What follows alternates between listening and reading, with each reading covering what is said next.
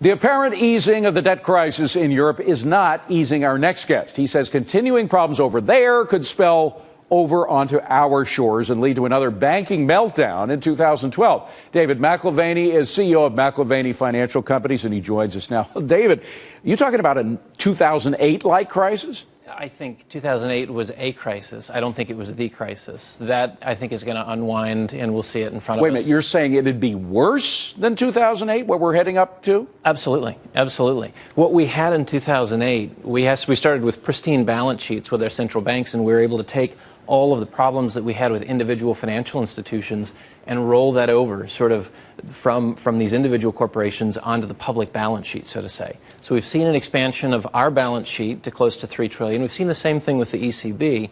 And so we have kind of the same problem.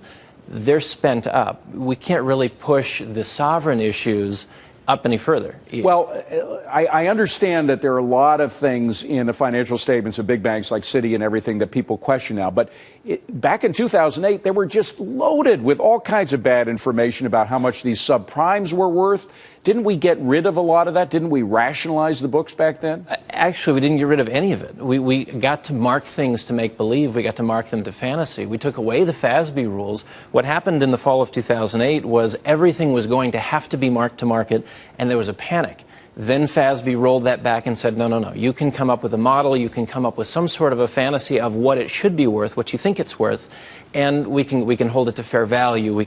That's what they've played with. So we have a lot of toxic assets still on the balance sheets of banks. What does that mean for my money? I mean, there was a real danger in 2008 that I would go to my bank and I couldn't take my cash out. Are you suggesting that something similar to like that will happen?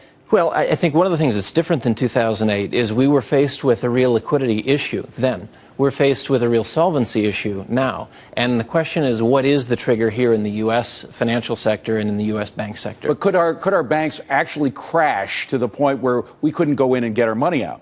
I think we could see up to 10% of U.S. banks, up to 20% if you're including U.S. and European banks, either bankrupt or nationalized.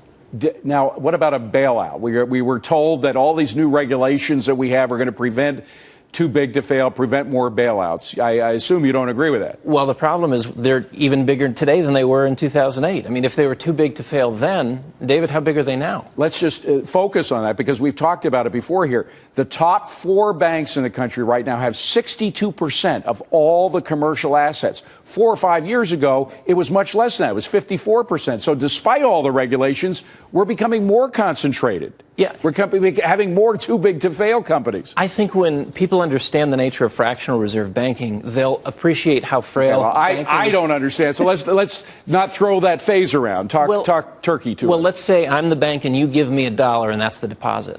Would it be strange that I lend out $10 instead of the $1? Mm-hmm. It might be. And yet that's essentially what happens through fractional reserve banking. And it means that out of a $10 portfolio of loans with only $1 of assets backing it, it takes very little volatility in that loan portfolio to put me as a lending institution out of business. See, what kills me is that we have spent the majority of the time over the past 3 years, regulation-wise, trying to prevent all this from happening again. And we have come out with a lot of regulations. We've had on a lot of small bankers who say it's hitting them because they couldn't afford the lobbyists for the cutouts that the big banks get. So we are killing the small banks. The big banks, as we see, are getting even more power than they had before. So all this regulation is not only for nothing, it's making things worse. Yeah, I think one of the things that's sort of diversionary is the fact that they're coming up with good numbers in terms of earnings here in the third and fourth quarter. As we finish the year 2011, we have the idea that banks are sort of back in business.